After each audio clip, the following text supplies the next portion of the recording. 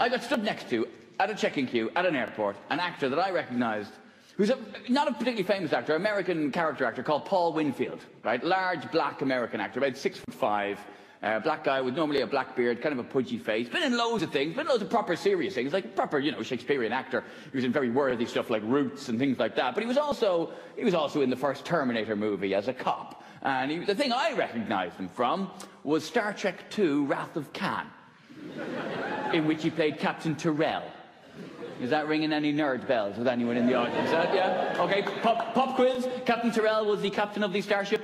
Reliance. Reliance! Well done. Who was that? That was sweet. Look at that, he was straight in there, wasn't he? Boom! But both a winner and a loser, depending on your perspective. I think a winner, but that was too speedy. Captain of the starship Reliance, a large yellow three-wheeled spaceship. And in the film, what happened was the bad guy, Khan, he puts this thing in Tyrrell's ear, putting him under Khan's control. And he sends him to kill Captain Kirk, right? You've heard of him at least, right?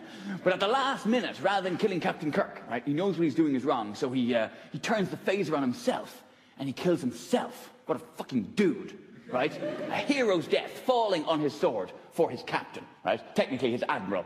This before Kirk was busted back down to captain in Star Trek IV. You knew that. So, bearing in mind this is the hero's death that befell this guy's character, I turned to him, and yes, I should have said, you know, aren't you Paul Winfield, venerated actor? I saw your Othello at the Mercury Theatre in New York in 1972. It was sublime. But I didn't. I said, weren't you in Wrath of Khan?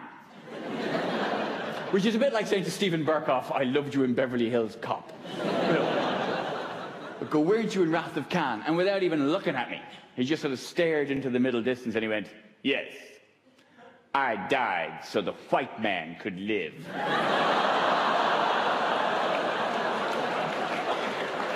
Is that? He essentially told me to sod off. I mean, really, when